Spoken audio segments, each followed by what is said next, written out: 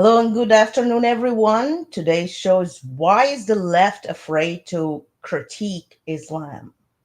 My name is Jedediah. Today I'm co hosting this show with my sisters, Divine and Afnan. And we also have our beloved, very special guest today is Miss Elaine Ellinger. We had her before. Uh, Good afternoon, Miss Elaine. Wow, my goodness, what a lovely introduction. Thank you so much. I always like to remind our viewers that Miss Elaine Ellinger is the author of the Civilizational Reckoning, Understanding the Threat and Reclaiming the Future. I highly encourage everyone to educate themselves on this critical issue as understanding the threats facing us today is more important than ever. You can get this remarkable book right now on Amazon, I'm sure.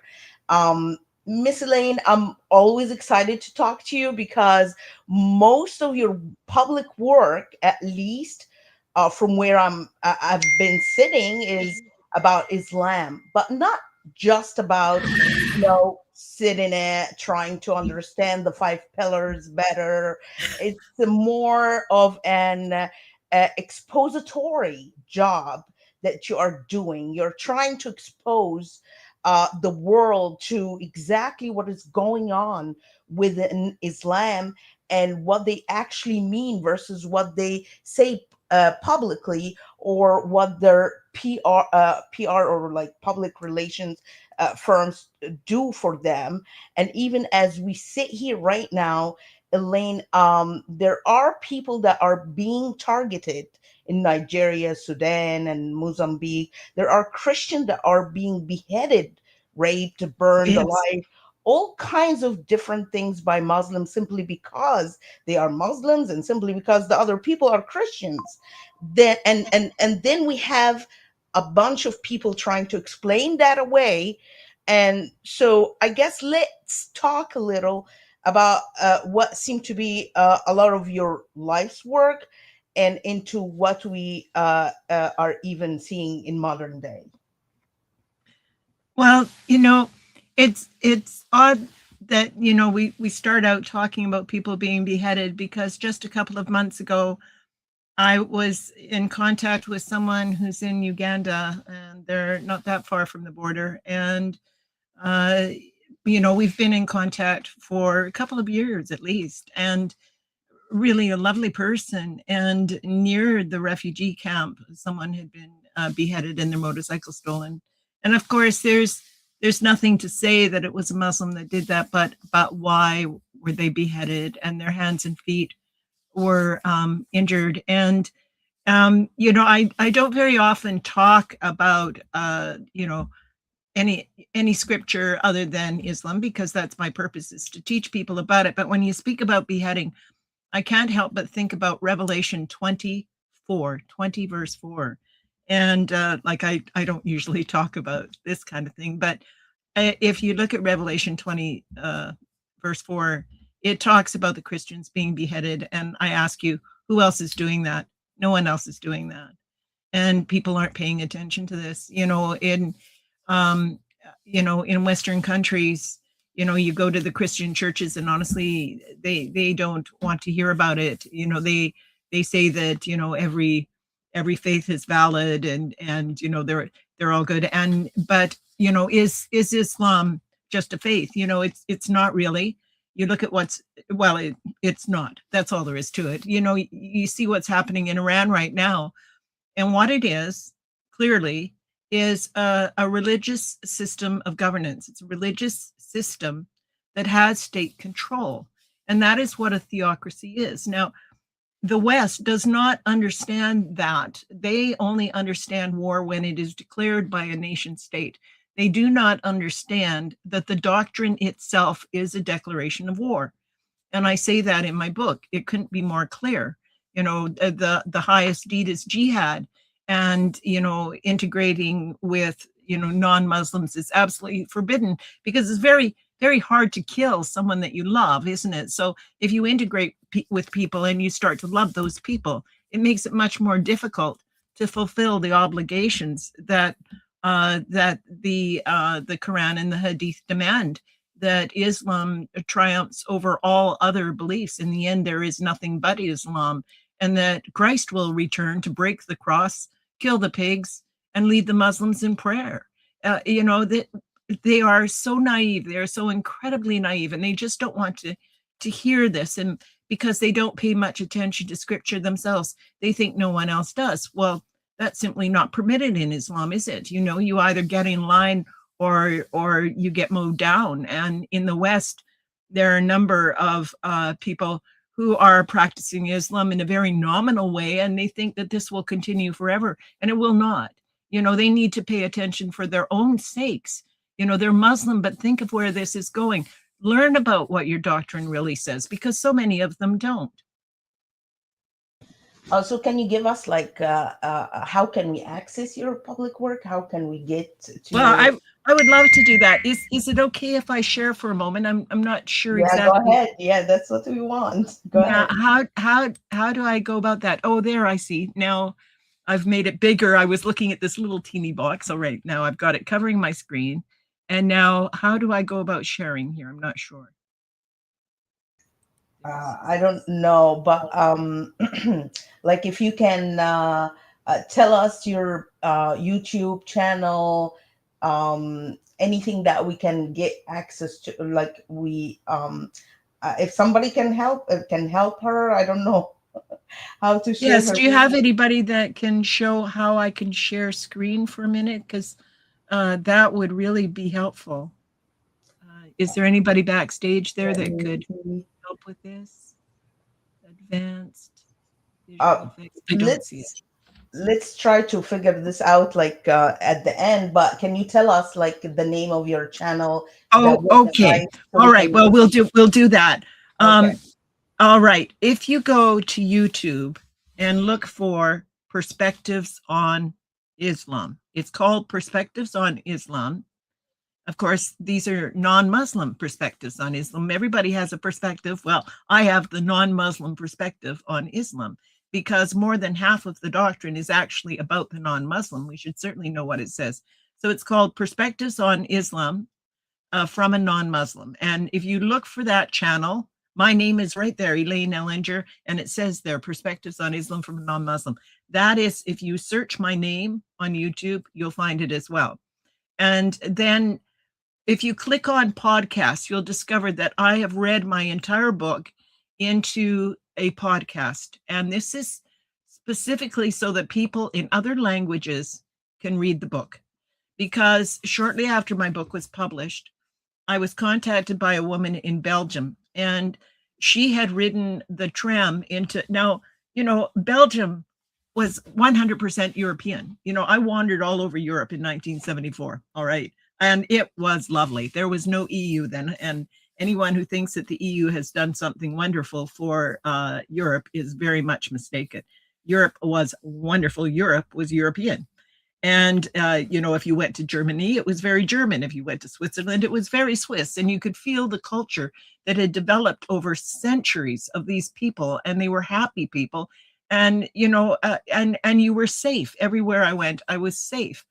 But, the way that it's changed so much now, that now I've gotten off track, like how I started talking about the EU and what they're doing now. But anyway, okay, so back to my book. Oh, yes, okay. So now there's all of these people who have come who follow Islam, and many of them are not bothering to learn the language at all, okay? So the French people don't have access to the Islamic doctrine. They don't know what it says. They're extremely confused, upset, and frightened at what they see happening, these very fast changes around them. So right after I published the book, and this is actually what we were going to talk about today anyway, is how, people are being affected around the world and what's happening to human rights. So she was riding the tram into Brussels, and she was the only woman on the tram that wasn't wearing a hijab, and one of them kicked her. And as you know, in Egypt, I have a very dear Coptic Christian friend from Egypt, one of my best friends.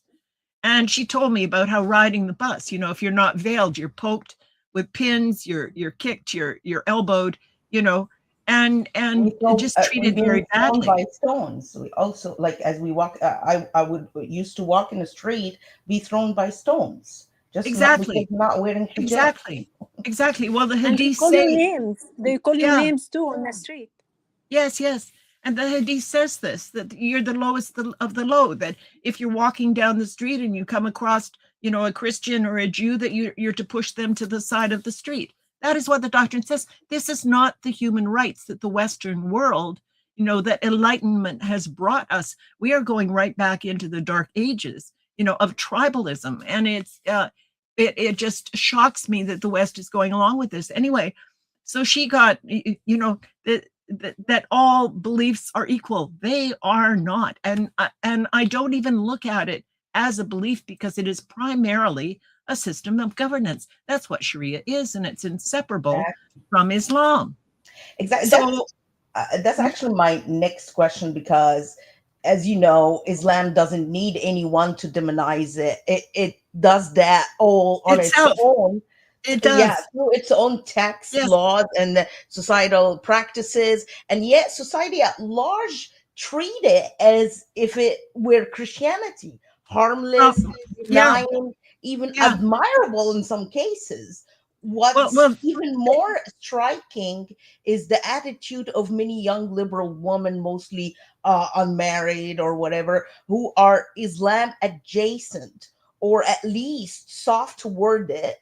They scold conservatives about this supposed handmaid's tale society that they are imagining, denying the ongoing oppression of minority and women in the Islamic world today. Yet mhm. they themselves enjoy freedom denied to women under Islamic law. They aren't wearing burqas. They have rights, opportunities, and autonomy, but still they excuse or sympathize with Islam. I honestly struggle to see any explanation of this outside of demonic influence, They because do nothing a lot. else Yeah, no, they accounts of do. such blind, willful moral inversion. So, can you give us any explanation of this Well, at all? they do a lot more than just, enjoy the West, and I'm talking Muslims now. I'm talking the people who like to call themselves moderate Muslims. Many of them are doing a grave disservice, not only to, the rest of the West, but to themselves, because, that is straight up denial. Just because they don't know or don't want to believe how it ends up. The thing is that many of them are gathering a great deal of support. And, for instance, there's an imam called Tawhidi, and he met recently with members of the Canadian Parliament, and the cameras were rolling, and he was very theatrical with his hands, and you watch him, and it's a performance. If you go to his homepage, it's a booking page, and they get a tremendous amount of support. And what are they doing? They're misdirecting. They're saying, oh, look at the Muslim Brotherhood over there. Well, even if you did look at the Muslim Brotherhood over there, do you think that they're going to start arresting MPs or professors? Well, they're certainly not. I mean, it's a wild goose chase, and it's irrelevant, because it's the doctrine. It's not the Muslim Brotherhood. It's not, it's not any of those groups that we need to worry about. They are simply manifestations of the doctrine itself. It's the doctrine. If something isn't done to expose the doctrine, stop the doctrine, educate people about what we are allowing to be taught in our schools. There are literally thousands of madrasas now in the UK. Are they insane? Anyway, back to my book, because I never finished. That is the actual book. Hold on, Elaine, hold on. Send me like whatever you want to share on the camera, because in the backstage they said you can send it to me and then I'll send it to them. If you want to like share your website, your YouTube, or other stuff that need to be shared. Well, yeah, okay, all right. Send it to me. I can just give that to you. I'm not even sure how to give that to you. I don't see a place that I can do that here. Video file share. Oh, I found share screen. Share screen. Right, but we need to Okay, also we'll actually be able to. That will be easier. Okay. I want to finish about the Belgian. Belgian woman. So she got hold of me and said, can you do it in French, please? So we worked very hard together, the two of us, since my book came out in September.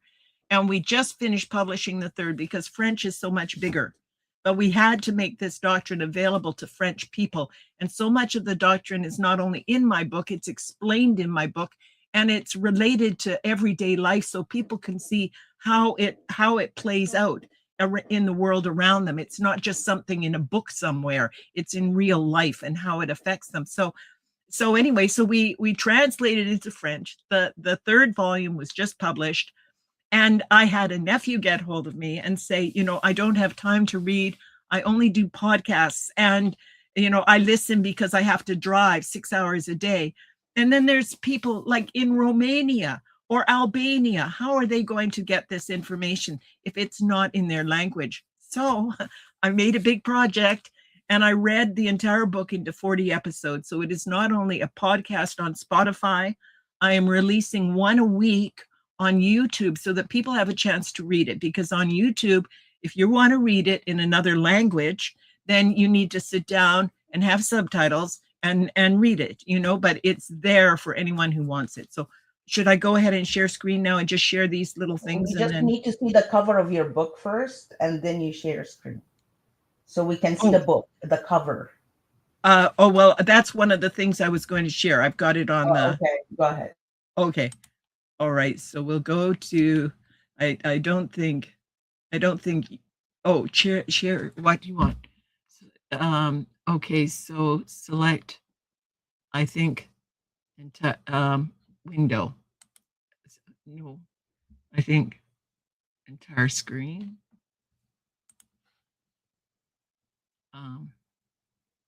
No, I think I want a window. Yes, I want a window. I want that window. Okay. Okay, yes, this is it. Okay, so we'll start with, this is my website. And it's just called perspectivesonislam.info. And on the main page are links to all of the foundational doctrine. So anybody wants to know what it says, you don't have to go hunting around. Just go to my page. This is the authentic doctrine, not touched in any way. This is their own doctrine. I don't touch it. I have a little video here, very short, 5 minutes, showing you how to search it yourself.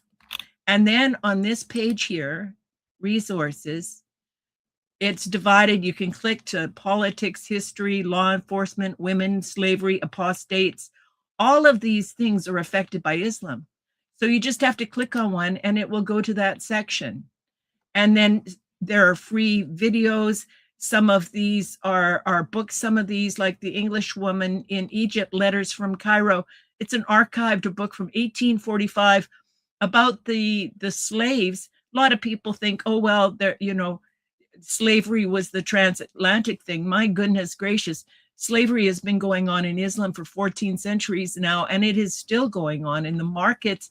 There were all sorts of white slaves, black slaves, redheads, every kind of slave you can imagine when she was in Cairo in 1845. That's not long ago. And, people want to imagine. So, and this is by a friend of mine. So there's huge number of resources on all these different topics here.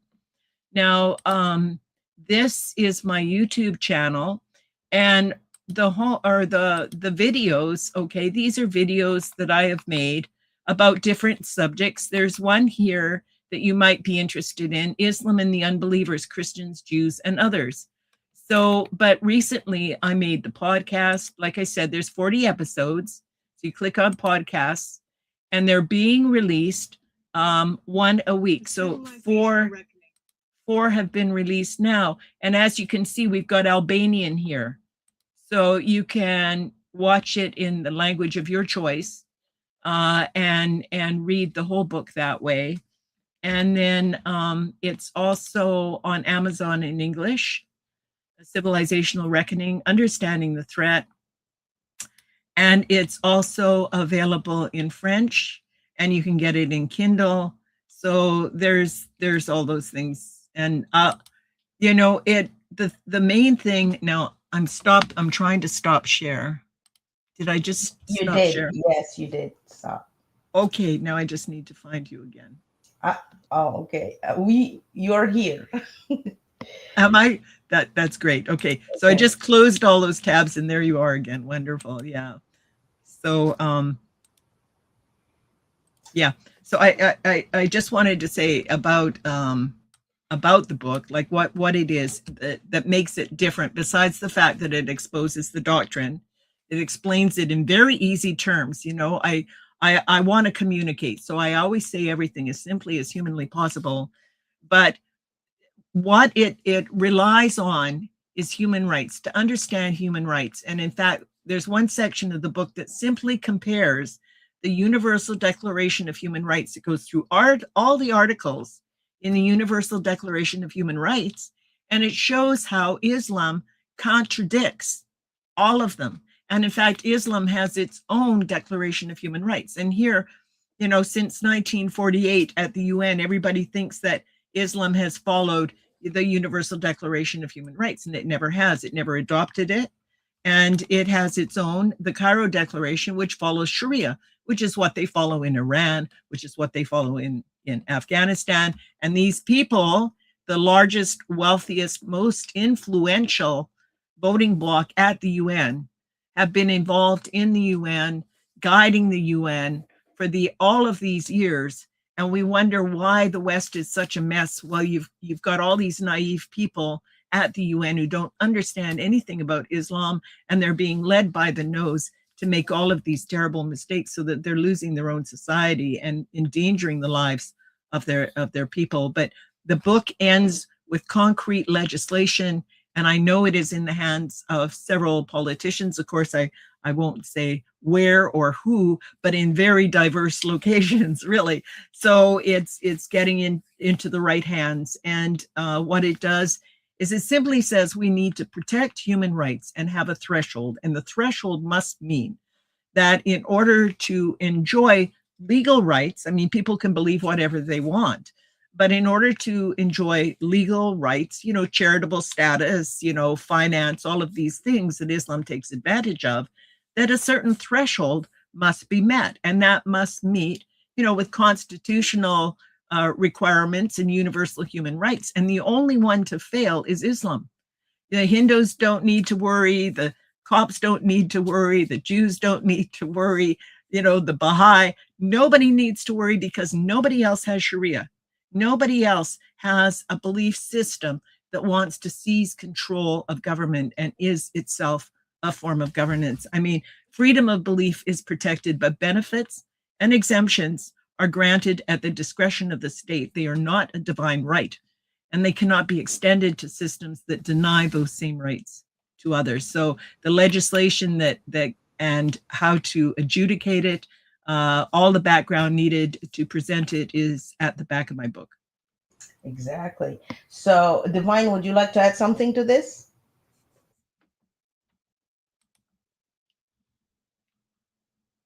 Divine? Yeah, I'm here. I'm sorry, I was doing something. Yeah, would you like to add something? Yeah, I actually didn't follow the like the last part.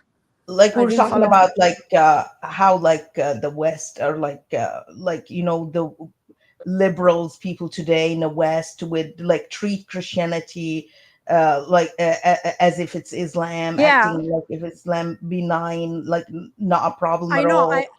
Uh-huh. Yeah, Go ahead. actually, my opinion in this will never gonna change, because I know like all the bad ones are in one side against the other side, which is people of the book, or like the children of God, which are Christian and Jews. That's why they're all against them. Like you see them, they're not even like Muslim and non-Muslim, whoever like against God, they're all like the followers of the devil. And this is the unholy father for all of them, like either like uh what you call like gays, lesbians, like people who are supporting like the miscarriage or like this kind of stuff. or like thieves, criminals. They all against Christian and Jews. People who attack the Jews are not even like Muslim. Like Muslim, they attack them and they have their own reason that their God told them to kill Jews and Christian. But even like people who are not Muslim are with them, and these are the criminals that they just like do it because they are evil.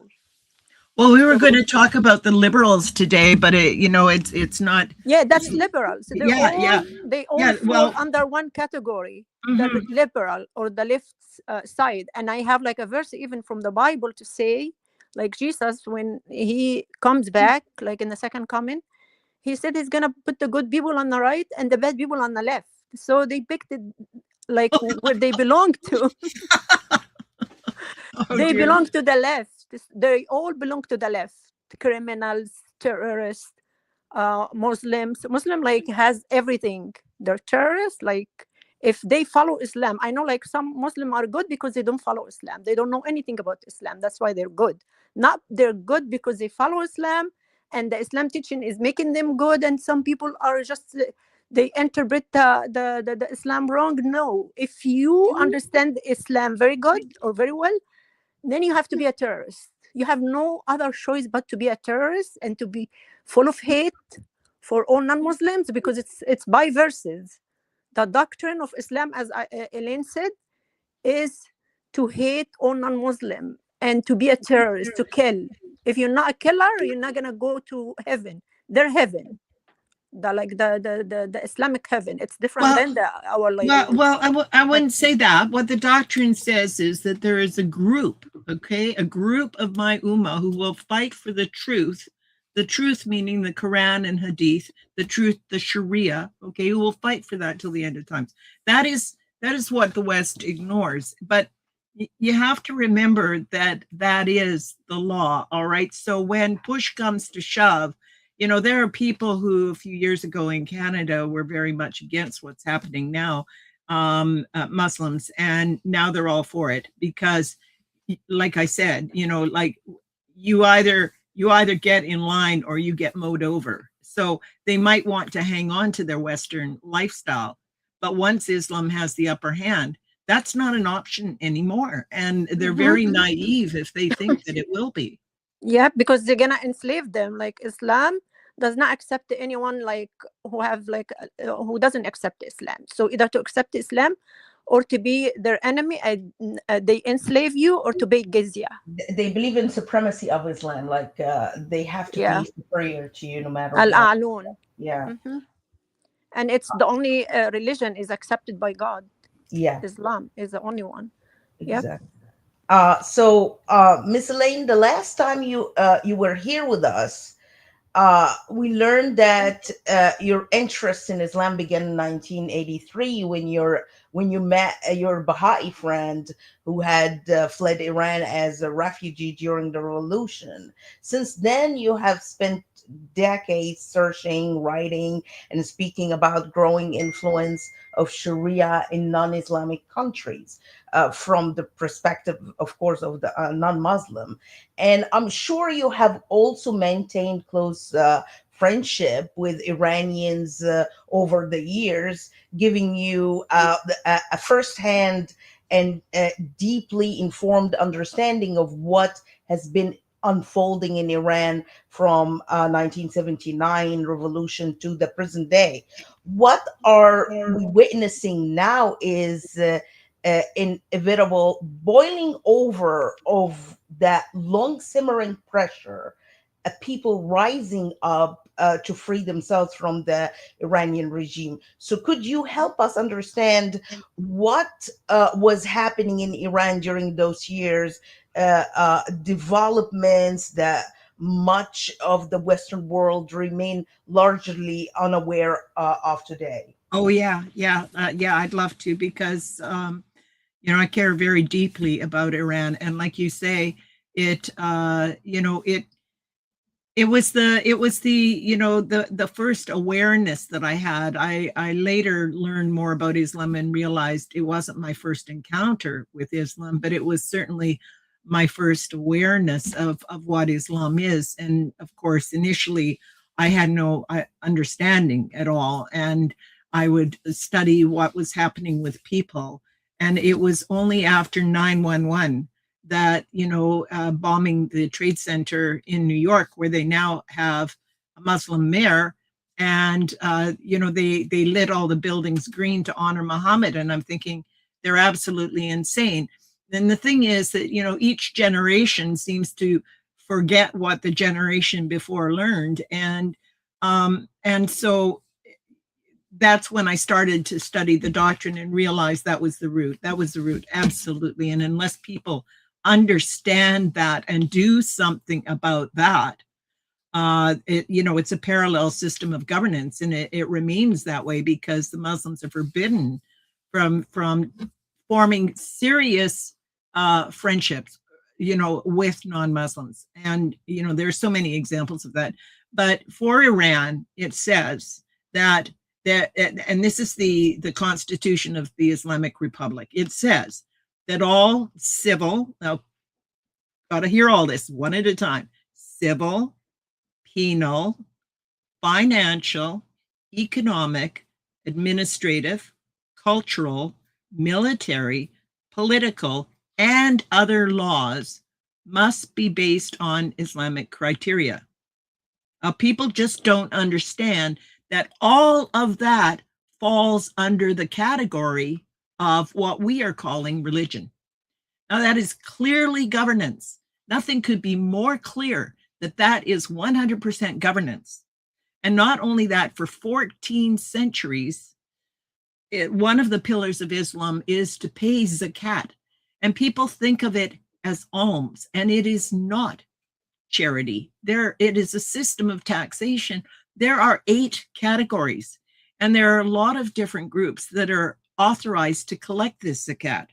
But it is really a tax. If you look at those 8 categories, they include, money for the people who are collecting it, for military, for jihad, some for the poor, for bringing people to Islam. You could call it public relations. There's 8 categories, and it's just, people just don't look at Islam like it's a system of governance, but it is. So I've told you that, okay. And it is just like the Cairo Declaration, like I was saying at the UN, which also says that it has to be everything that they are doing at the UN in the Cairo Declaration. It must be in accordance with Islamic values and principles. Now, their original declaration specifically said in Articles 24 and 25 that their concept of human rights must follow Sharia. Well, there was pressure from the EU and a report that they were not very happy with what was happening in these Sharia councils that were springing up all over Europe, all over the UK, where there's a parallel system of law clearly happening in regards to contracts and inheritance and all sorts of things. So they're saying, well, we're not very happy about that. And we're not very happy about this Cairo Declaration and Sharia. So they changed the wording. And they took out the word Sharia and they put in Islamic values and principles, that the Charter of Medina and the last sermon of Muhammad are core, okay, to their Islamic principles, which is Sharia. But now if you go to AI, it'll say, oh, isn't it wonderful? They revised their human rights in 2020 to make it more in line with Western Europeans' concepts of human rights. They haven't done that at all. They just took the word Sharia out. That's how ignorant we are, incredibly ignorant. But you were asking about Iran and who's there. Well, there's so many people, and I was watching a video a couple of years ago, and it was the president of Iran's wife speaking about the hijab and saying how, it's their culture, and but it is also law, and that it is political, that it has always been political. And that, of course, it is enforced because it is the law. But, it's enforced on everyone, not just Muslims. It's enforced on everyone, has to wear a hijab. So in Iran, you have Persians, Azeris, Kurds, Balochs, Arabs, and Arabs don't fare that well in Iran because of the Sunni connection, even if they're Shia, they're too close. Anyway, the Turkmen, there's Armenians, Assyrians, Zoroastrians, Jews, Baha'is, and there's indigenous groups, Lurs, Gilaks, and somebody called Mazarandaris. And I never say that word right, but these are indigenous groups. Now, culture is something that evolves with the people. You know, it's like you make your soup the way your mother made it, and then you add something, and then the next one adds something extra, you know, and this is culture, how culture develops. It develops organically, and it is an expression of the people. Sharia is not an expression of the people. It is an expression of Muhammad. Every word in the Quran came out of his mouth. All of the hadith are about the life of Muhammad, the sunnah of Muhammad, the example that Muslims are all supposed to follow to this day, all came from one man, Muhammad. And they like to say, okay, well, it was a revelation, you know, through Gabriel, and it all came out of his mouth. And there's, you know, nothing else like this. And it was enforced. And, you know, the hijab wasn't even enforced in the 13 years that he was in Mecca. It was after about 5 years after his migration to Medina that the hijab was enforced. So it wasn't originally there. And one of his compatriots, I think it was Umar, anyway, was very proud of himself. And he said, well, Allah has agreed with me in 3 points because he had been pushing Muhammad. Yeah, yes, he had been. Yes. Yeah, he had been pushing Muhammad to require the hijab, so he would know who was a slave and who was Muhammad's wife, because he had so many wives. I mean, altogether he had 13, not all at once, but altogether 13. You know, and you didn't want to go assaulting Muhammad's wife, so they better wear hijabs. But they set the example for all women, so now it is required. And so you have all of these people. But do you know the slave woman, how she should cover from? Do you know her covering from where to where? Yeah, I think it's from her waist down to her knees. Belly button to her knee. So yeah. You are not allowed to cover more than that. So actually, in the 1800s and stuff, we have pictures of slaves were topless because that's. And if you try to cover yourself, you'll get beaten because they. Omar also. Like Omar, he beat. He did beat the woman for like uncovering like her or covering her the head. top or the head. Well, you know, people know about Mark Twain, and Mark Twain's first book was actually called Innocents Abroad, and it was actually the very first world cruise as sort of something for the wealthy to do. And of course, he wasn't wealthy, but a newspaper sponsored him to go and send back bulletins about how this trip was progressing. And people enjoyed his writing so much that he later took them all and organized them into a single book called The Innocents Abroad. And in it, he speaks about this. So Mark Twain was not that long ago. We're still quoting, you know, Mark Twain. He said, common sense isn't that common. And he was certainly right, you know. But he wrote about seeing the slaves, you know, and their breasts exposed.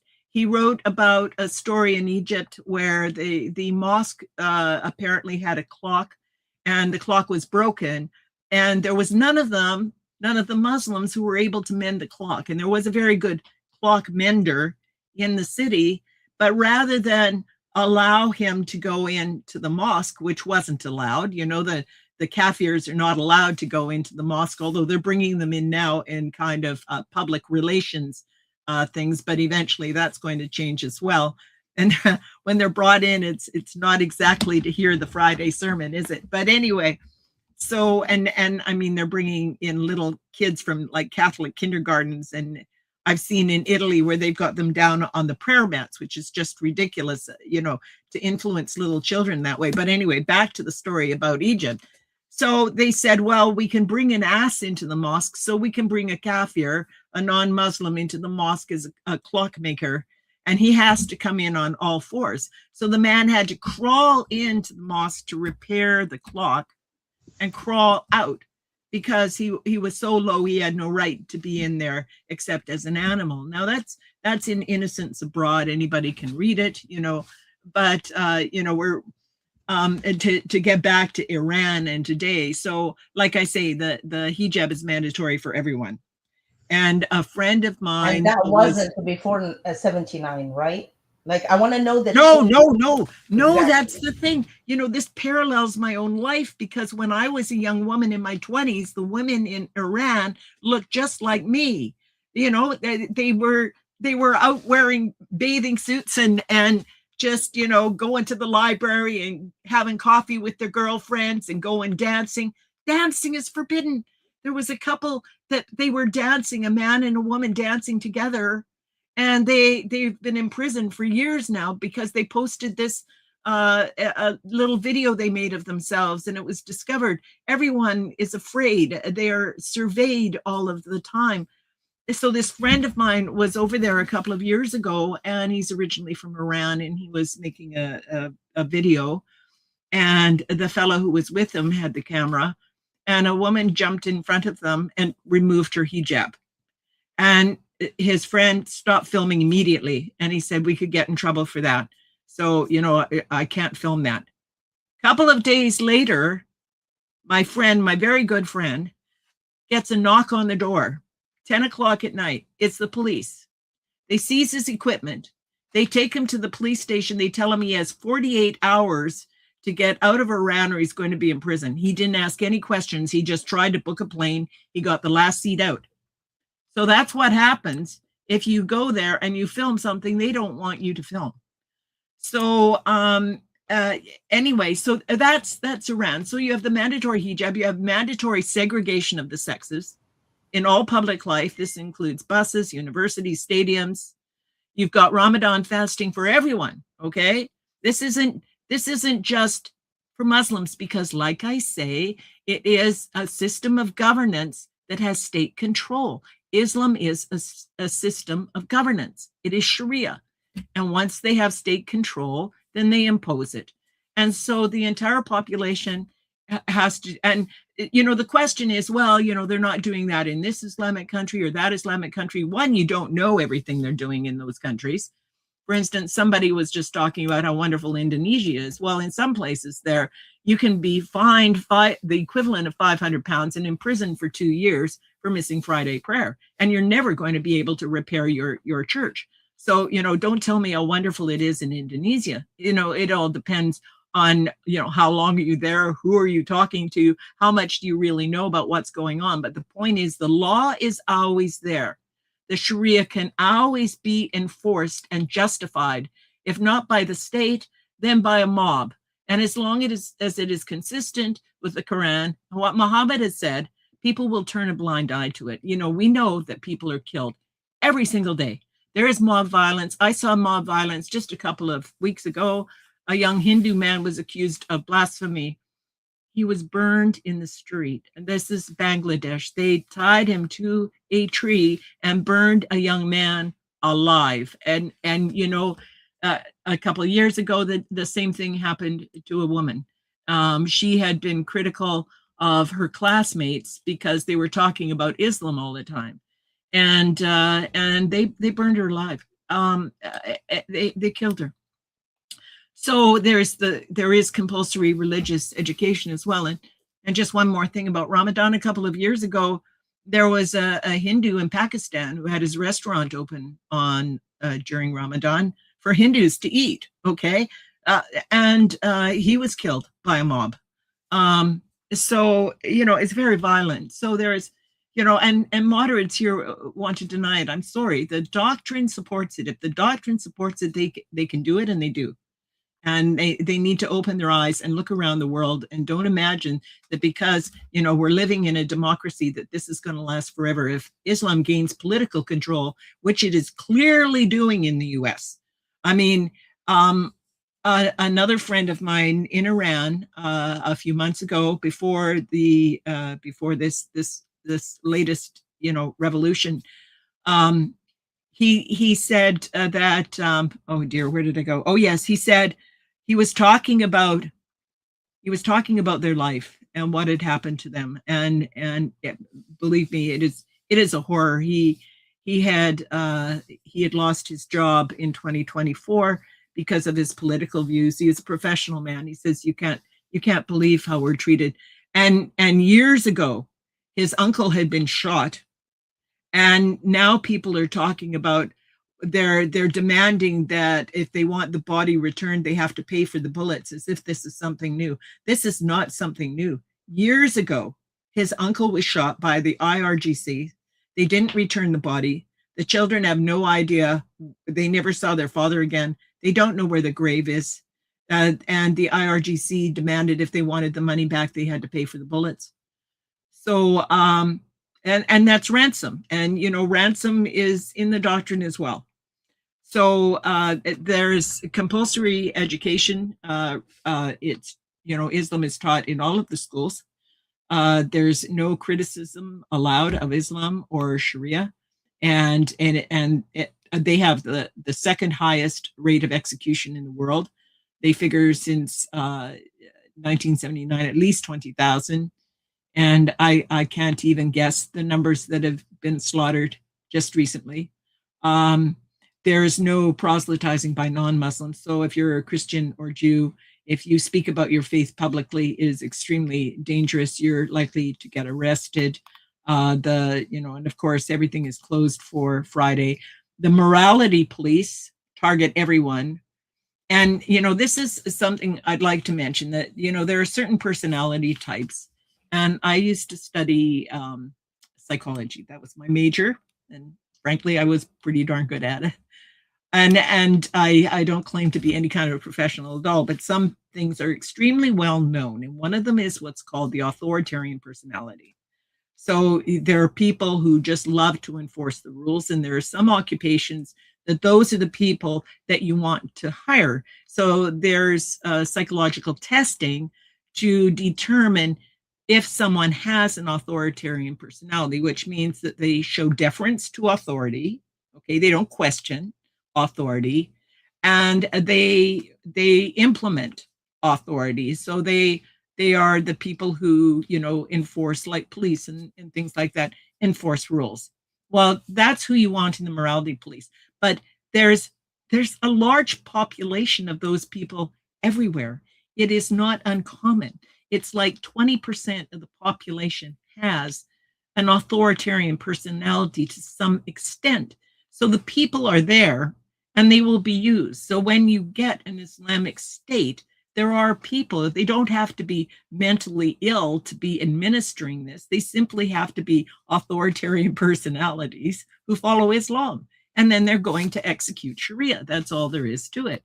So, you know, like I already mentioned, the dancing is illegal, singing, you know, women performing. There was a woman performing not long ago. She was arrested because she had performed publicly without a veil. If they perform publicly, it's only supposed to be very small groups of women. There's people killed for apostasy. There's constant censorship. And anyway, my friend that I was just mentioning, frankly, I think he's probably gone now. I'm very careful what I say about him because I don't want to identify him in any way in case he is still alive. But I honestly have my doubts, because he said to me that he was sure that they were being followed, they were being monitored, and so he probably was arrested. And he also read my book. When my book was published, he was the first person I gave it to, because he knew I was writing and he wanted to read it so badly. There was no way to get the book in Iran, so I just sent it to him directly. And wow, no wonder we see actually women in Iran for practicing resisting by dancing in the street, and also that woman who got killed just because her bangs were showing from underneath her hijab in Iran. Mahsa Amini, Yeah. Divine, would you like to add something to this? Okay, Divine. Afnan, would you like to add something to this? I think I've put them to sleep. No. No. This isn't I was good. just talking. We have like another friend coming, so I was just talking to him, and I sent him like the link. But yeah, I was following with you, Elaine, and I know Like when you spoke about the hijab, even Khadija, she stayed with Muhammad 25 years without wearing the hijab. So That's right. this was the order. This was the order of Omar. Mhm. Omar did that because he was harassing one of the prophet's wives. Yeah. Sauda, he went after her Sada, when she yeah. went to, yeah, she went to, like, I don't know what to say, like, Go bathroom. but yeah, Relieve herself to the in the bathroom. evening. Yeah, leave her bathroom in the in the desert, like, wilderness. and like, That's it. yep. And then he was harassing her, and he said, "Oh, we saw you, we know you," stuff like that. And then he went to the prophet and he said, "You need to cover your wives because like everybody like talk to them or like see them or stuff." He was talking about himself actually harassing her, but the prophet didn't care. And then he has to come up with like one of the verses to like make the hijab as like something to impose on like his wives. In the beginning they thought it's just for his wife, and then they made it for everybody except like the slaves, that they have to be uncovered. And people come and say, "Oh, Islam covered the woman." No, they didn't cover the woman. They just cover their own and to harass other women. Like they went after women. If they try to cover themselves, they're not allowed because they're not equal to the Muslim women. So like as like Jedediah said, like she has to be uncovered from like the waist up, like her breast has to be shown. And we have From the other waist hadiths down. talking about From the waist down. terrible to the knees. hadiths, not to be covered from the waist down, but to be uncovered, like from the waist to like From to the from head. the head to the waist. Yep. So what kind of covering, what kind of like giving like the woman respect by doing this? So this is one of like the stuff that you spoke about. And also you were speaking about like either mobs or government, like they're Yeah. like the mobs taking like the law into their hands. This is now happening in other countries, like it's like in all Muslim countries, but some countries are not showing it enough to the international community, but they're doing it to the Christian. They're doing it even for the atheists. They're doing it for all non-Muslims. And I see in Egypt, we're gonna talk about Egypt when like we finish with Iran. Also in Iran, there is a call from someone inside the country is calling for help, and there's other countries are not supporting like the Iranian people, and like Italy, Spain, and France. The three of them are not supporting the Iranian people, and they're siding with the devil, like the terrorists, like the what's his name, Khamenei or Khamenei? Yeah. I don't know like his Hominy. name, Hominy, but I believe. Hominy. Khamenei, yeah. They all sound the same, don't they? They're very similar. Yeah. Yeah, and they said Iraq is what you call Iraq and Egypt and China, other countries. There is like a bunch of countries also are not supporting the Iranian people. They don't want to like stop the massacre in Well, you know, Iran. people don't even want to believe that, you know, this is a religious leader. I'm sorry, it is. You know, it's like the Ayatollah. He was a religious leader. He wrote religious texts all the time. He called for the assassination of Salman Trump Rushdie. before. And just recently, the Ayatollah called for the assassination of Trump and Netanyahu. How do you call these priests? Okay, how do they call them priests? For heaven's sakes, they really need to understand that. I was just looking here to find the name yesterday. I watched a video. A friend of mine in Europe sent it to me. It's a good friend of hers. Her name is Sabatina James, and she's an ex-Muslim. And I don't know if you've ever heard of her, but she started an organization back in 2006 to try and help Muslim women who are trying to, you know, escape forced marriage. And you know, we'll get into that subject later. But you know, so many of them are killed, and you know that the West is just ignoring all of this and pretending this is an ordinary belief is just outrageous.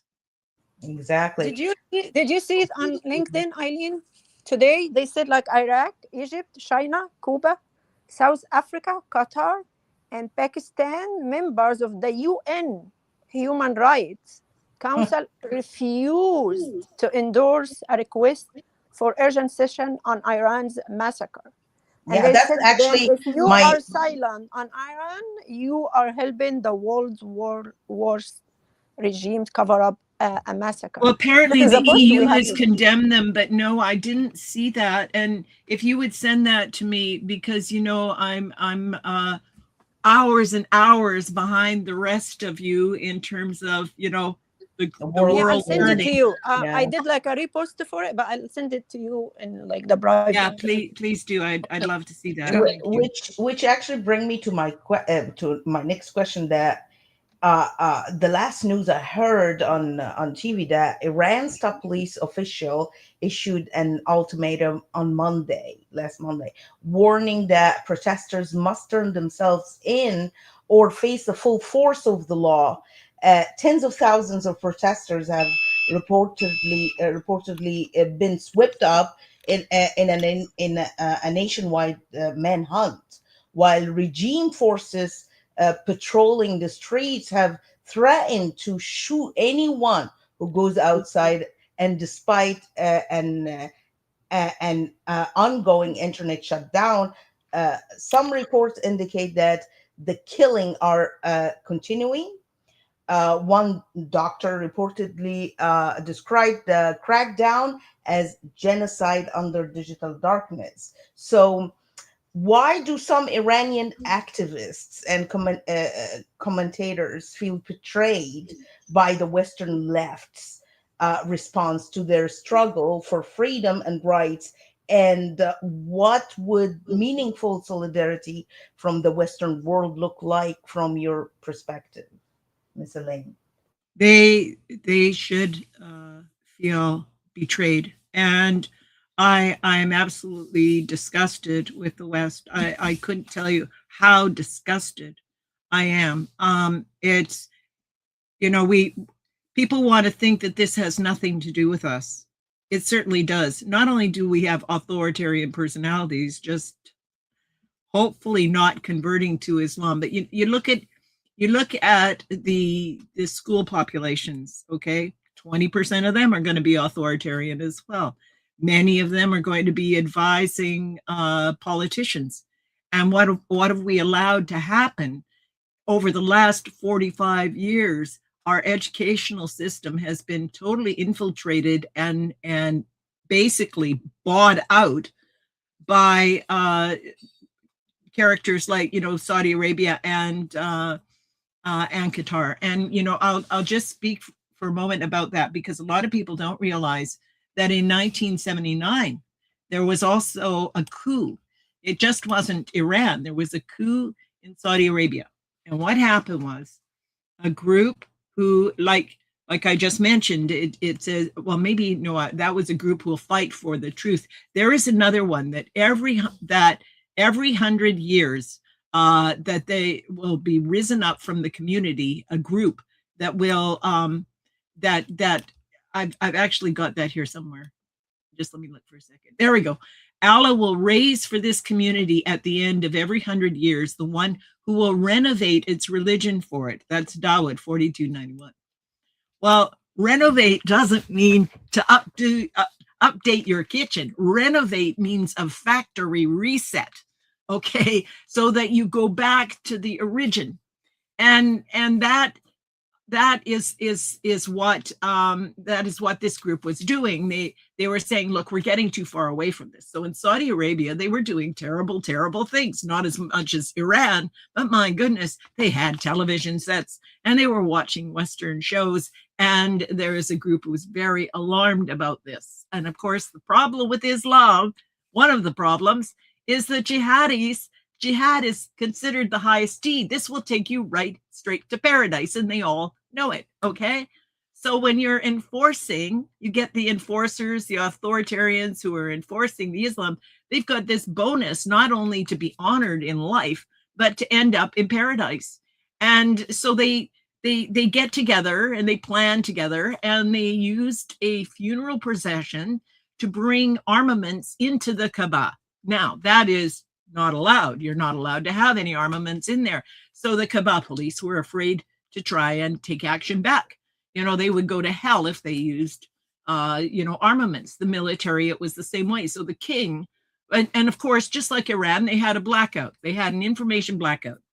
And the news media in the West, they just turned a blind eye to it.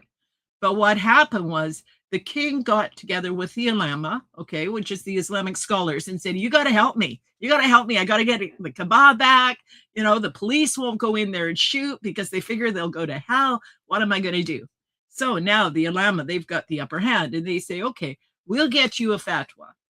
But we kind of sympathize with that coup. We kind of sympathize. We don't like these televisions either. All right.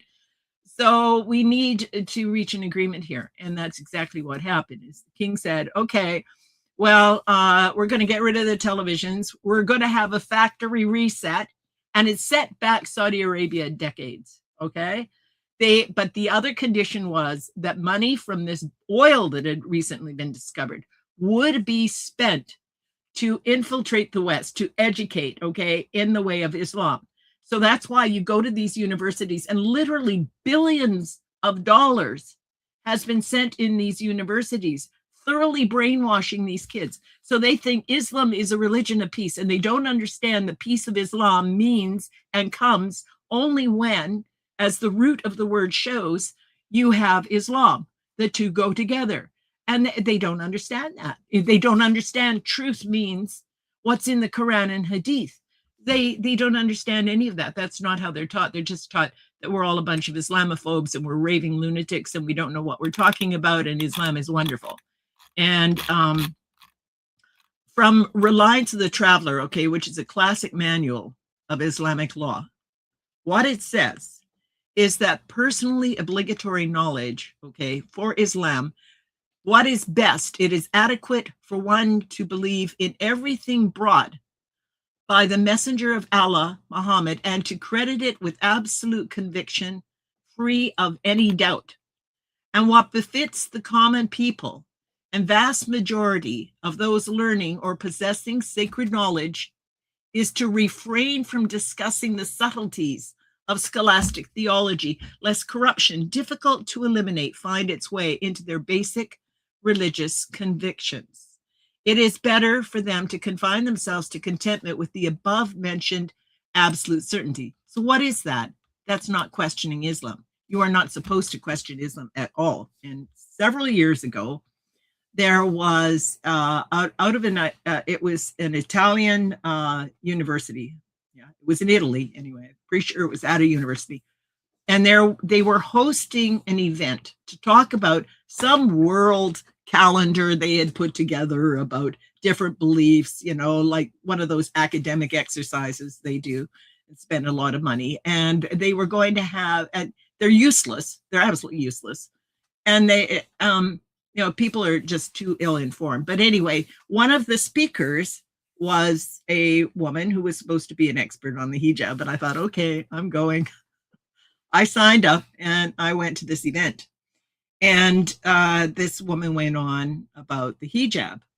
So you were allowed to ask questions and you had to submit them. And I didn't know if they would read my question out, but they did. And all I did was quote Quran 33:59, which says that the woman must wear the hijab so that she will not be assaulted. That's what it says. Wear the hijab so she will not be assaulted. Now, if you go to the tafsir of Ibn Kathir, the commentary on the Quran, for an explanation of that, there is absolutely no doubt what that means. That is so that you will be known as a free woman, not a slave or a prostitute. That's what it means. So she's supposed to know this. So that's what my question said. It said, this is from the Quran. Would it not be better if in the West, no woman wore a hijab so that they wouldn't know who was available for assault? Because it's a national security risk for some women to be wearing a veil and other women not, if it means that those women who are not can be targeted by people who are coming to your Western country And this has been the norm for hundreds of years for them, okay? And Sharia does not stop at the border. It goes wherever Islam goes. It doesn't recognize borders at all. So they pretend that they are shocked when this thing is happening in Europe now. Well, it was absolutely inevitable. Anyway, so I said to her, wouldn't it be better if no women wore the hijab? Do you know what she said to me, this expert? She says, oh, that's a theological question. I can have someone answer you that if you want to give me your email address. Well, I wasn't about to give her my email address, I can tell you that. But the point is that she wasn't allowed to question it. And there's a perfect example. She has something she's supposed to say. That's all she's supposed to say. And she's not supposed to question it. Can you imagine such a belief that is so that has so much evil in it? You're not allowed to look close. The only people who are allowed to look close are the people who are, the imams. And if any of them question it, like, I don't know if you've heard of Mark Gabriel. He wrote a book. He was an imam at Al-Azhar University. And he's a Christian now, and undercover. You're never going to find him, I don't think.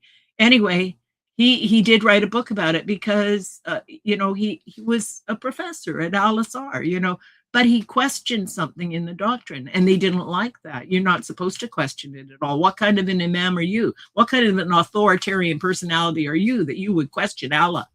This is ridiculous. They tortured him. They tortured him for weeks. He lost his job. It just broke him. But eventually someone, a woman at a pharmacy took a great, great risk and gave him a Bible. She could see how broken he was. And because, of course, he had memorized everything that was in the Quran, he was able to read like the Gospels and compare Muhammad and Christ side by each. And the woman I was just mentioning, James, she did the same thing when she left Islam, because there is such a difference. And she said the one that really struck her was Mary Magdalene. And what happened with the woman that they were going to stone is that Christ said, who among you without sin, let him cast the first stone. And they all felt ashamed and they left. But what happened with Muhammad? He said, stone her. And just recently in Europe, apparently, basically the west of Austria, and I spent a good deal of time in Austria. I'm just so sad about what's happened there. Is that the west of Austria now is very, very Islamized, and they have an Islamic fair, more or less. And a woman had heard about this particular book. It's in German. I can't get it in English, or I would. And it's called Knowledge for Women. And it's 471 pages. And it's about stoning women, beating women, veiling women, all of that stuff. And it looks very pretty and pink with flowers on it, And it's all about abusing women. And this is being sold publicly. So this woman knew about it, and she went to buy one. And you could actually get it on Amazon in Germany. Anyway, I've seen it yesterday. Anyway, she went and she bought one at one of the stalls, and she wore a hijab that day because it was an Islamic fair and it was all Islamic. But the next day she went back without the hijab to get another copy for a friend. And she also asked if they had Mein Kampf, because it's well known, that among the groups like ISIS, etc., that Mein Kampf is a very popular book. And certainly during the Second World War, Hussein he was at the mosque in Jerusalem.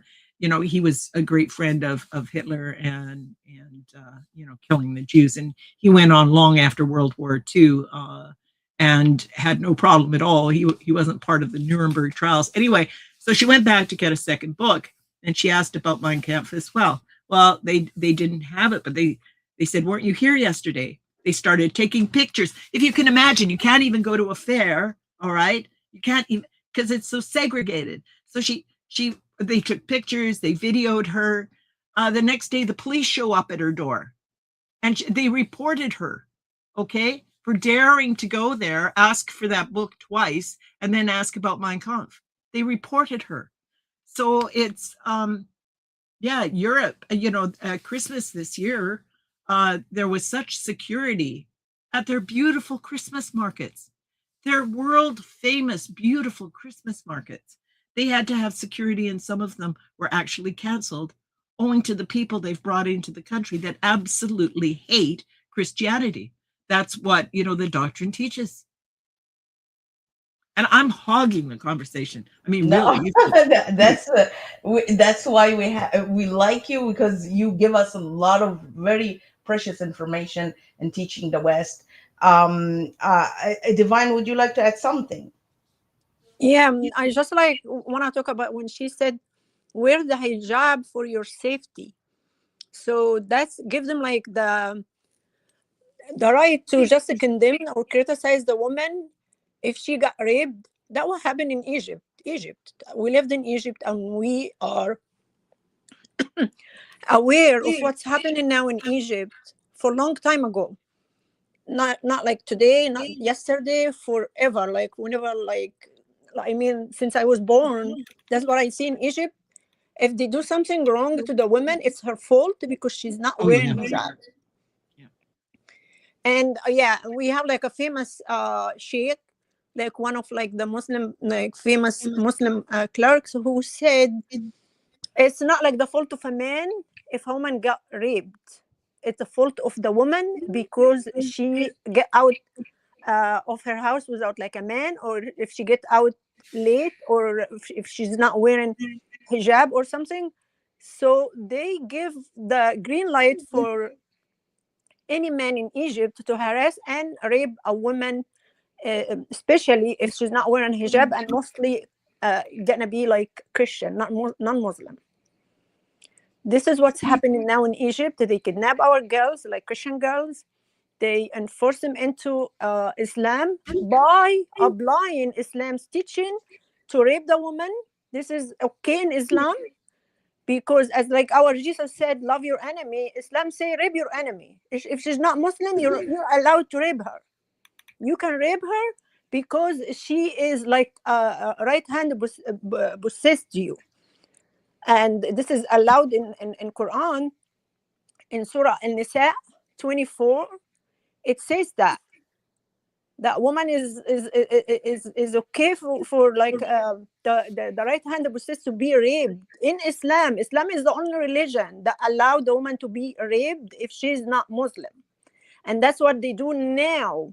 At this moment, Egypt pretend to be like following with like the human rights and the international laws of like religion freedom, but they don't do it. There is like I want to like also read something about like one of the researchers in Egypt.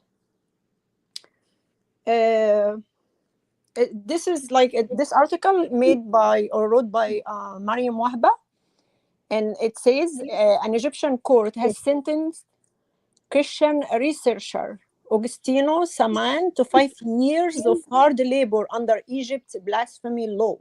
Following months of pre-trial detention, Saman, who runs a YouTube channel with more than 100 subscribers, was convicted of contempt of religion and misuse of social media for content defending Christianity. So that's her opinion now. She said the case highlights Cairo's routine use of pre-trial detention as punishment, the discriminatory application of blasphemy law against religious minorities, and the persistent gap between Egypt's religious freedom commitment and its obligations to the United States. Like Egypt. I just want to explain something. Like the imams in Egypt, and like those they come on TV or come on social media, provoke Christians, insult Christianity, insult Christ. They said it's a corrupt religion. Yeah, and they said bad things about Jesus, and they were not convicted with one day. And Yeah, and also it Saeed al- Abu Mustafa, if you want to also, talk also about Saeed just a and about second, Divine. Sharif Gaber, the atheist, and other Divine. people. Mhm. Divine, just a second. I just want to say that they provoke Christians by saying false doctrine as if it's Christian doctrine. So Oh, yeah.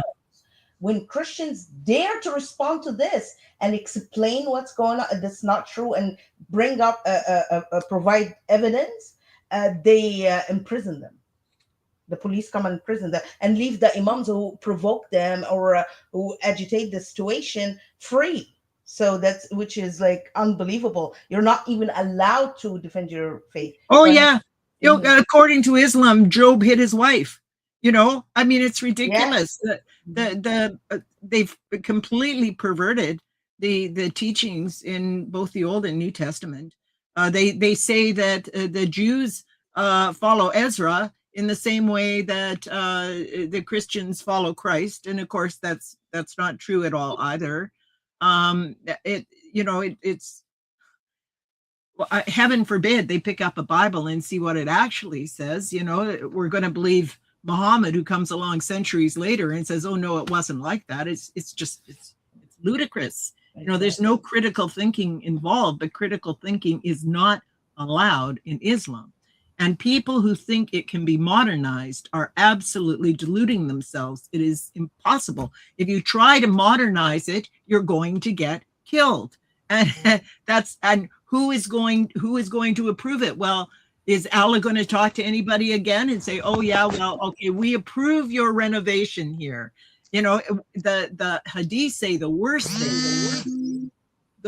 things are those that are newly invented, and that every newly invented thing is an innovation, and every innovation is going in astray, and every going astray is in the fire. That's what it says. You cannot modernize Islam. It's impossible. If you took out all of the jihad, if you took out all the zakat funding the jihad, if you took out everything about non-Muslims, you'd have practically nothing left. Exactly. Divine, would you like to finish your thought? Yeah, I just want to talk also about other people that were arrested by the government. So the government does not help a Christian when they get killed, or when they get their girls get kidnapped and being raped.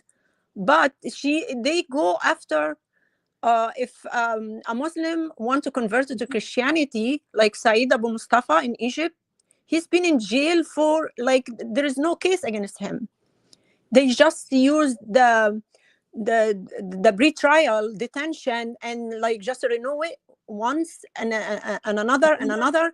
They keep just renewing it for him without having him in front of the court or in front of a judge. Why? Because he tried to change his religion on the ID. And imagine, in the first place, that your religion has to be on your ID. I don't see it in any other country but Egypt.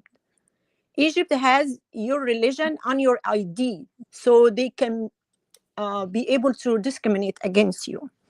So when this guy went to to ask, he just had a lawyer to try to. Did you say something? No, that's Afnan's mic.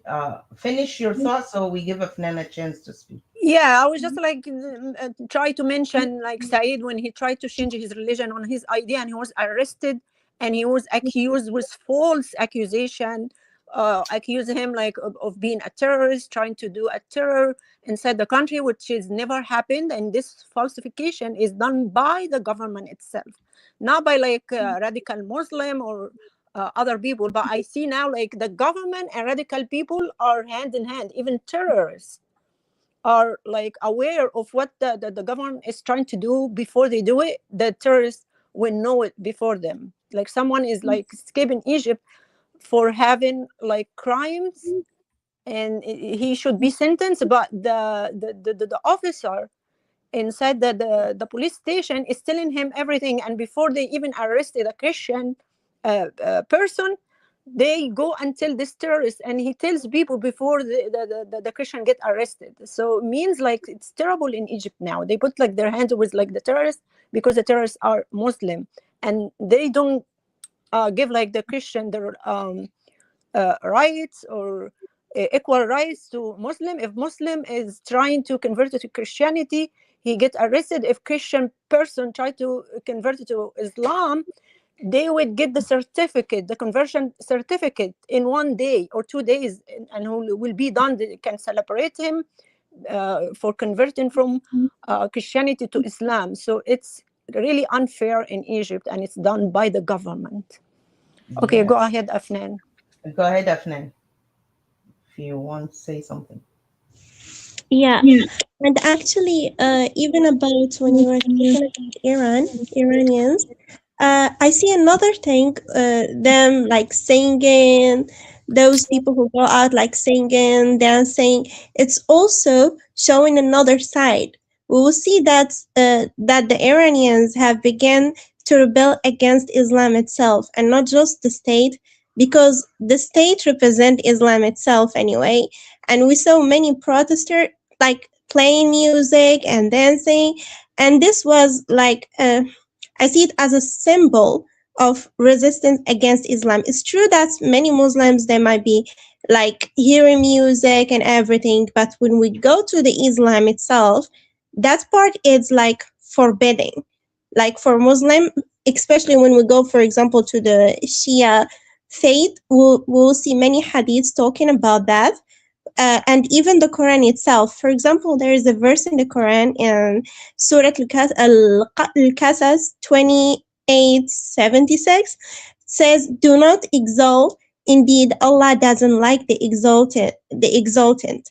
So we see here when we go to when we see the explanation of this verse, many imams and like sheikhs and those, they use this verse to say like dancing is forbidden in Islam. They use it like to classify like dancing is like one of the things that are forbidden because it's make you exalted.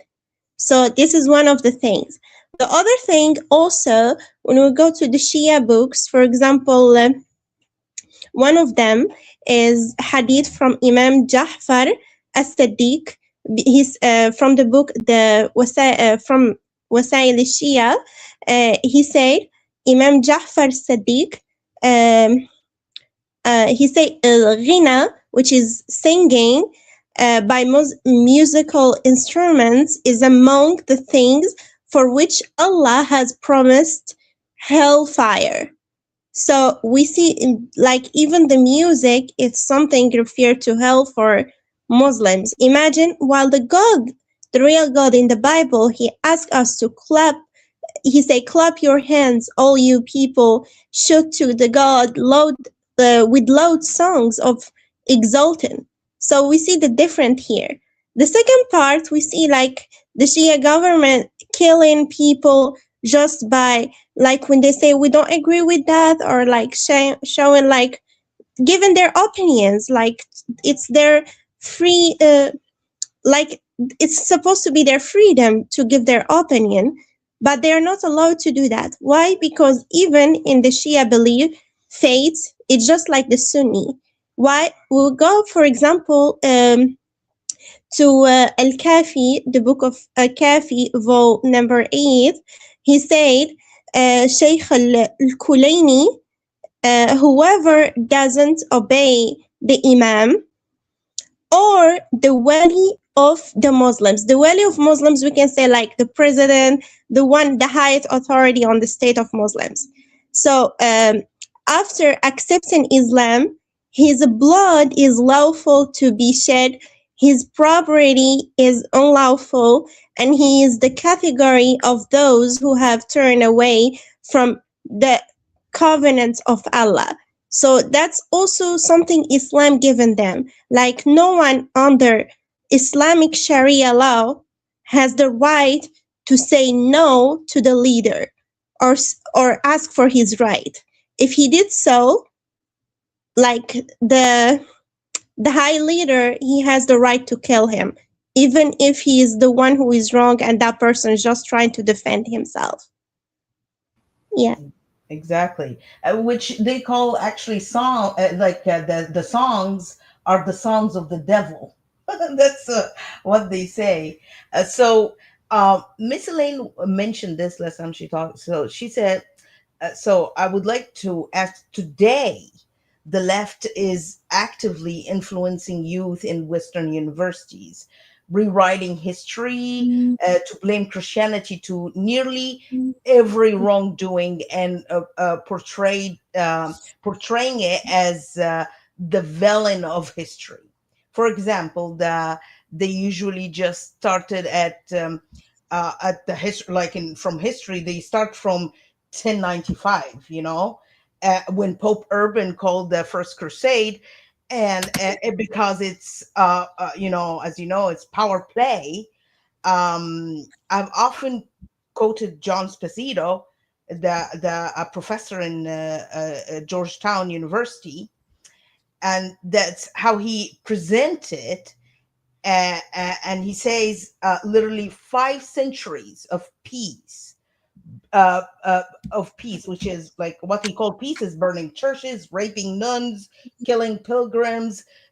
He called that peace between Muslims and Christians. Went by until 1095 when Pope Urban called for the First Crusade. So the quick summary and background is that when Muhammad dies in 632, 1 century later, in 732, his followers, the Muslims, had conquered 2/3, or let's say close to 3/4 of Christian world. That's the peaceful guys. That's the peaceful. The peace was between the Christian and Muslim, which again people are unaware was mostly centered in what we today call the Middle East. It was in North Africa from Morocco to Egypt, and it was in the Middle East, Greater Syria, and all that nations in that region, and also, of course, Asia Minor and what we call Turkey today. That was the heart of the Christian world, while people today think Christianity was always only in Europe.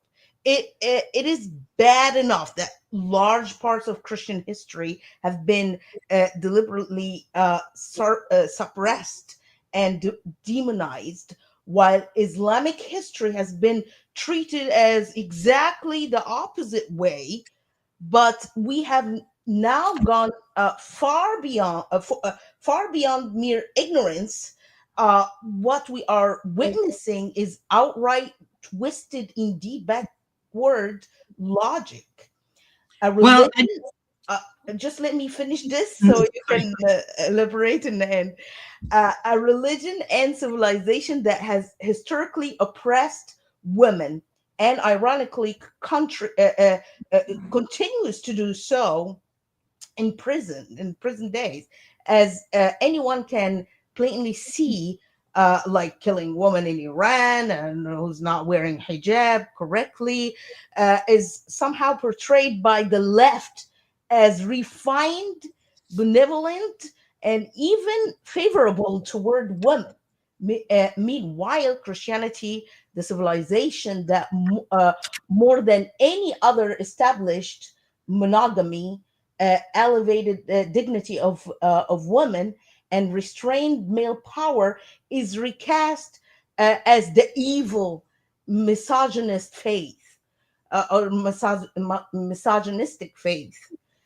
They even portray the Baltic Crusade as nothing more than evil Christians attacking innocent, peaceful Baltic pagans who supposedly had done nothing wrong.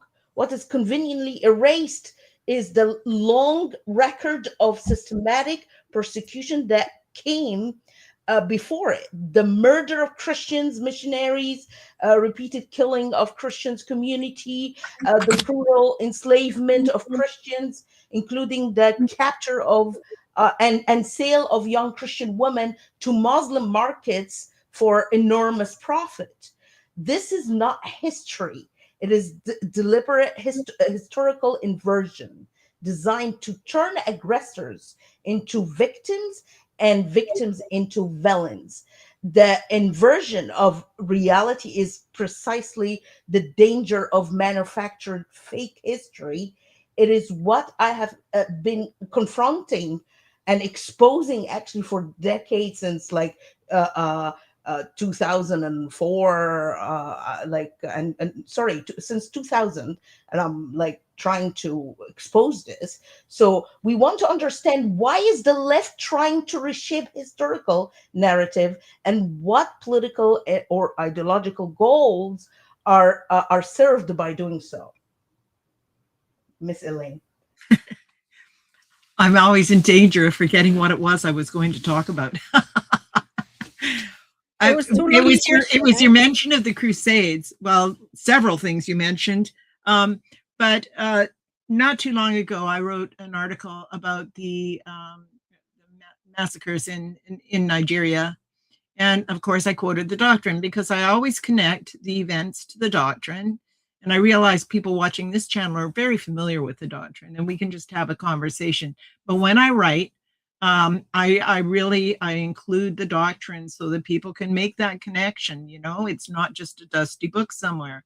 So I had included the doctrine that supports what is happening in Nigeria with the slaughter of the Christians there. And there was a comment under that post, and it was from, I am sorry to say, a Canadian security professional. Okay. I have absolutely no confidence in Canada's national security, or pretty much national security anywhere, because they are heavily infiltrated because of their lack of knowledge about Islam, and they will believe basically whatever they're told, you know. And it's happening with the RCMP as well. It's happening in the United States as well. So this former Canadian counter-terrorist person attacked me in a comment. He called me a crusader and a liar, and that I was making war on Allah. Can you imagine? He is supposed to be Canadian, intelligence, counterterrorism. And who is he attacking? Who is he supporting? Certainly not our Constitution. Our Constitution does not say it's okay to go slaughter Christians just because they're Christians.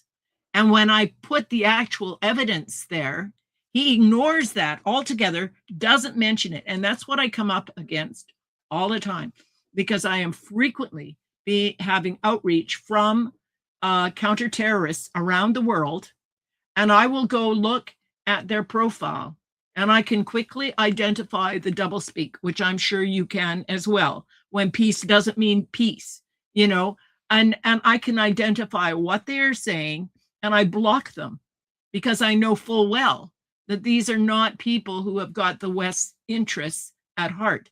But most people cannot do that. And you try to tell them, and they just don't want to believe it, because they've been totally brainwashed. They've been going to all this dawa, and it's the same with the left. They've had decades now of education. We're talking about a couple of generations who have been, getting these huge grants from the Middle East, who are telling them that Islam is just wonderful. And, you can't blame the Muslims who aren't informed. They're constantly told how wonderful Islam is and how terrible the West is. Well, if you're told that from the time you're born, and if you look at what they're taught, like I've got a couple books here. Let me see. Yeah, this one here, okay, is a high school book for Muslim students, and it covers the last 30 surah in the Quran. The last 30.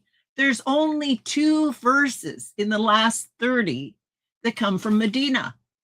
So they're given the view, the perspective of Islam as a wonderful thing. It does say, Quran 98:6, that, kafirs are the worst creatures. And what's the other one it's got in here? Did I mark it? No, I didn't. But anyway, it's only got 2 verses from Medina. Well, they know we're the worst of creatures. It doesn't say to kill them. So that's what they're studying. So then they want to believe that the people who go out and murder, like at Bondi Beach, how is that different from Iran? It's not. And it's happening in Australia, because the doctrine doesn't recognize borders, and the people who are committed to it are going to follow it. They're going to go to New York and they're going to shoot or stab Salman Rushdie because 30 years ago, some preacher said that they should do that. But that's what the imams are, is that they are enforcers of Sharia.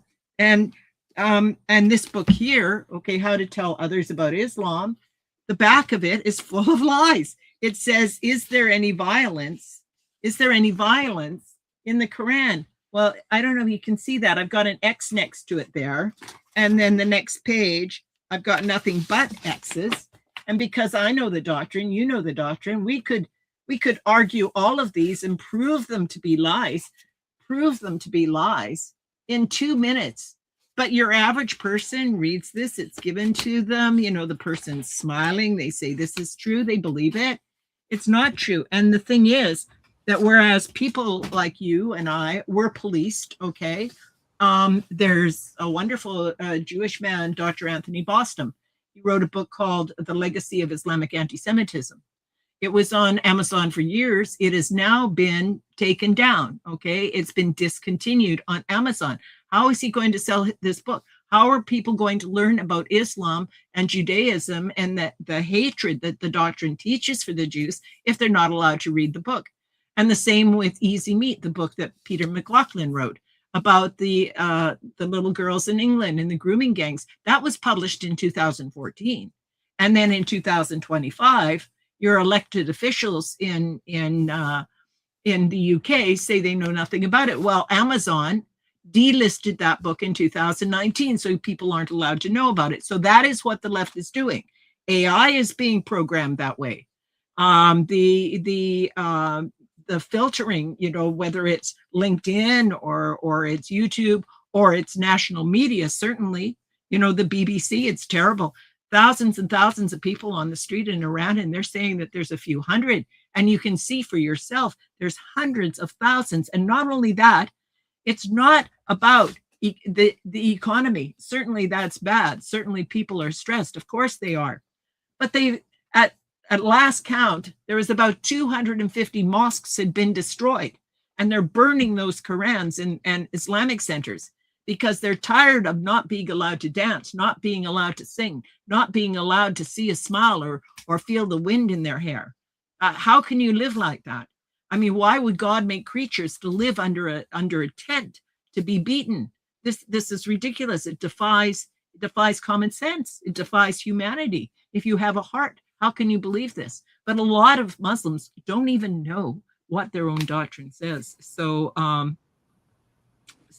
yeah, that's what I wanted to say. And also about, you know, vulnerable targets, you know, like to us, there is no honor in, like, you know, killing a baby, in beating a woman. You know, pick on somebody your own size. That's what I would say. I think it's a disgrace to attack people who are weaker than you are. It just makes you a bully. It doesn't Actually, make that's you their targets. Their targets. that is exactly because that was Muhammad's targets. You know, it's like when he goes to Khaybar. Oh, yay! You know, Allahu Akbar. Muhammad. You know, he listens for the adhan, and if he doesn't hear it in the morning, he attacks. And then people, they come out with their spades and their shovels. They're going to the fields to work. He attacks them. Well, it's the same thing at Bondi Beach. It's the same thing in Iran. You know, the people are unarmed. They want to take your armaments. Well, that's ridiculous.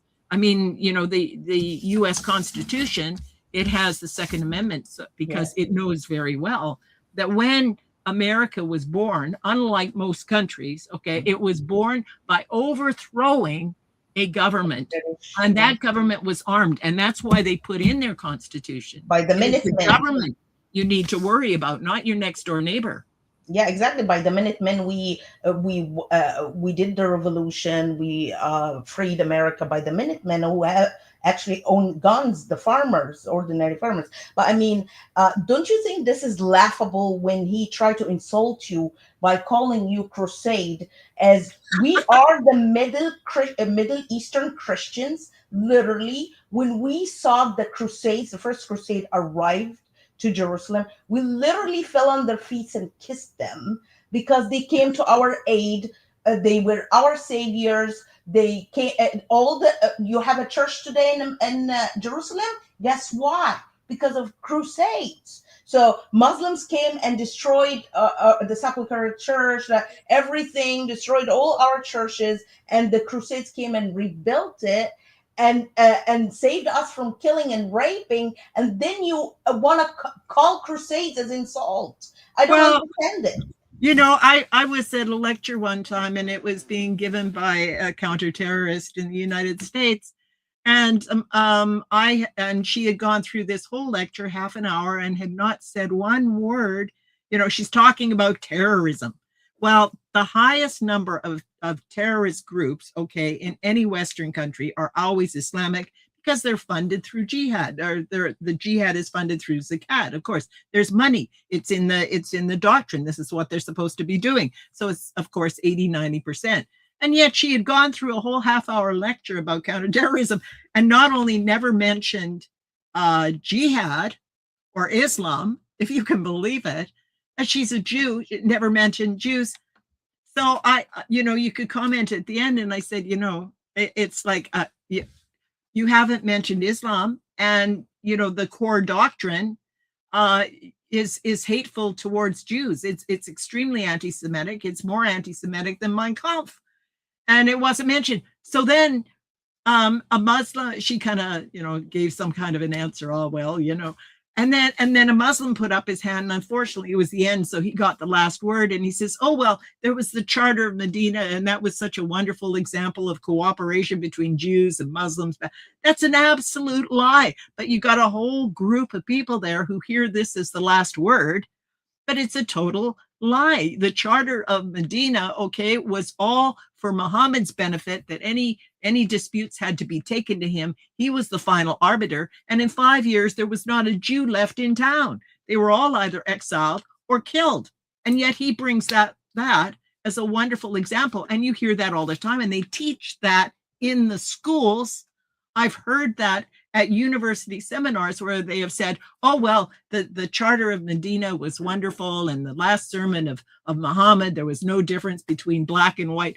Oh, they believe absolute BS. I'm sorry, but they do. And that brings us to, how is this happening? Well, look at what the EU has done now. They've put $20 million into this Quran project.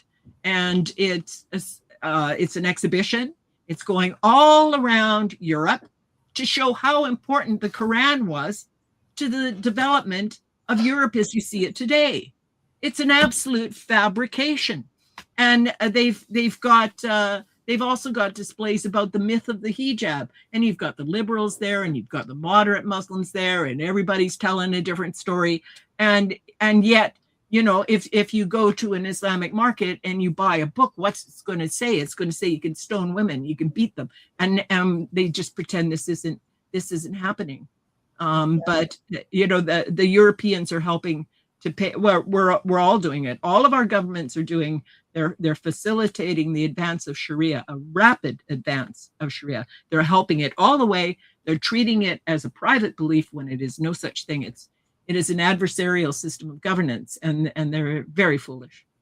I just want to mention also, like, the irony of this, like in Dearborn, in here in the U.S., they in Michigan, they said that the Muslims, the left is the new sword of Islam, so they use the left to vote for them, and got them the mayor is Muslim and stuff.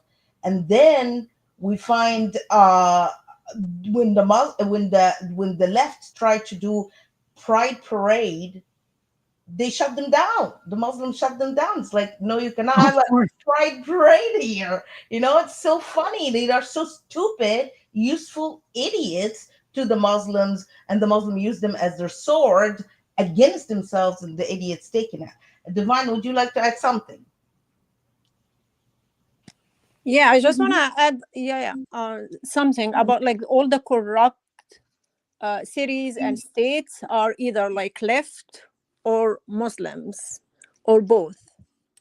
Like what we see in Minnesota, what we see in from the Somali community, they all have one thing in common, which is they're all Muslim. they all like follow Islam. Islam is about like lying and manipulation.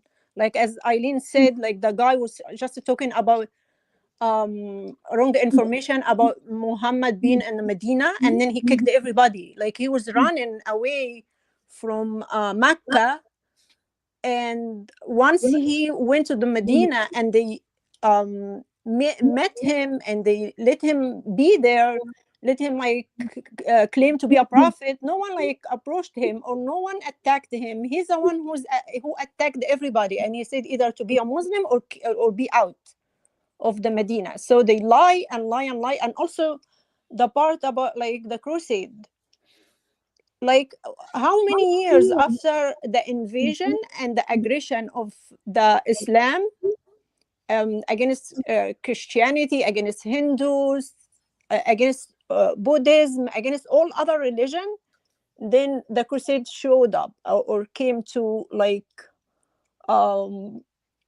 just like to defend this the land, to take the land back, the Jerusalem back. So this was like a defensive act. It wasn't like attacking or like initiating like the attack or the aggression. No, they were like trying to get back their lands. But Muslims only talk about like the Crusader, what they did. Oh, they're like the wars on Islam or Muslims. They don't tell the truth. They don't tell that this is after 400 years of the aggression of Islam and like raping people, killing people everywhere. Whenever like they get into a country, they just kill randomly, just to take like the place or to invade this land. So they just look with one eye. That's what I wanted to say. I just want to mention one more thing about what I was saying about Europe, because, you know, I had a conversation with a good friend there yesterday, and she was saying what I also believe, and that is that moderate Islam, so-called moderate Islam, is in fact the most dangerous. And this is the Trojan horse. This is people who may be sincere and may not be sincere. They may just want to believe that Islam is a religion of peace, and they're defining it in a Western way instead of in the true Islamic way. But it is the most dangerous because these are the people who are leading our organizations, associations, our politicians, and they're either in denial or it is straight up taqiya, and they are presenting a very a polished view of Islam as being something that it is not. They are totally leaving out where it leads. And an example is something, it's called the Erasmus Project. And this is now happening in the EU. And for decades, this wonderful project, a student exchange project, has gone on. So for Europeans, okay, so that Dutch would learn more about the Swedish would learn more about the Swiss would learn more about the Italians. It was purely European, and they all had individual, distinct, beautiful cultures. So that this program has now been expanded, and I can tell you this is an absolute travesty, and it is extremely dangerous. I remember years ago there, when I was going to university, they decided in their wisdom, the board at the university, that they were going to be very liberal.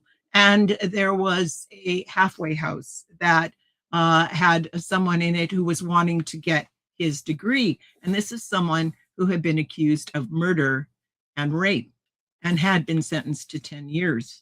Well, this person was given permission to attend a university where there were a lot of very vulnerable, very naive young people, and he raped 2 of them.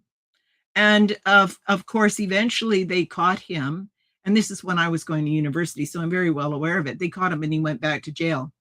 But that's some liberal sitting in a nice, comfortable office somewhere going, oh, wouldn't it be nice to do that? And not thinking about the outcome, about the vulnerable, naive people who are going to be taken advantage of. And that's exactly what's happening now. You know, this Erasmus Project has been extended to Syria and Morocco and all of these Islamic countries who are now going to be going on student exchanges to Europe. And not only that, when they get there, they're going to apply for asylum. They're going to, and this is just another way, frankly, to get in those extra employees that they want to get in at perhaps a lower rate. So frankly, I think there's a lot of avarice behind this. You know, one of the 7 deadlies is that people are not only naive, they believe what they want to believe. They're thinking they might make a profit, or they might, polish their halo a little bit. Aren't I a good person? Well, it's not good. And anyone who dares to call people like you and I an Islamophobe or anything else, they have no idea what they are talking about, because we are the people who care about human rights and about people having freedom and being able to live their lives the way they were intended to live, and not under the boot of Sharia. So I've really said too much today, but No, that's actually great. Actually, our time is ended, but we have to talk next time about the OIDAC report, the human rights report about the Christian persecution in Europe. So next time that would be our our type, our subject. Would you like to say something, Divine?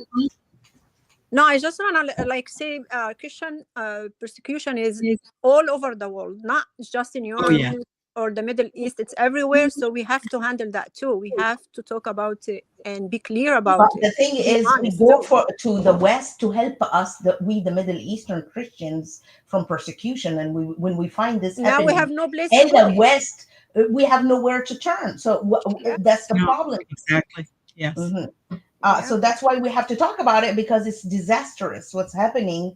And it's the vulnerable who suffer first, like the little children going to school now who are attacked simply because they're blonde. They're called terrible names because they're kafirs. Okay, they're being attacked in their own countries at school, and the authorities are not doing anything about it. It's appalling. They also convert them to Islam without, and that's happening as well. Yeah, they do a lot of bad things, and if you are trying to expose them, you are the Islamophobic. Not them. Sign me up for Islamophobia then. It's Islam. Islam is my target. And, when people try to pretend it's something that it's not, that you're going after Muslims, that's not the case at all. None of us are doing that. We're going after a doctrine and what that doctrine teaches and how it manifests itself in real life. And it comes from the doctrine. Yes, exactly. So thank you very much. Thank you, Ms. Elaine. Thank you, Divine and Afnan. And we're waiting for you next time. We have to talk about this report. Thank you so much. All right.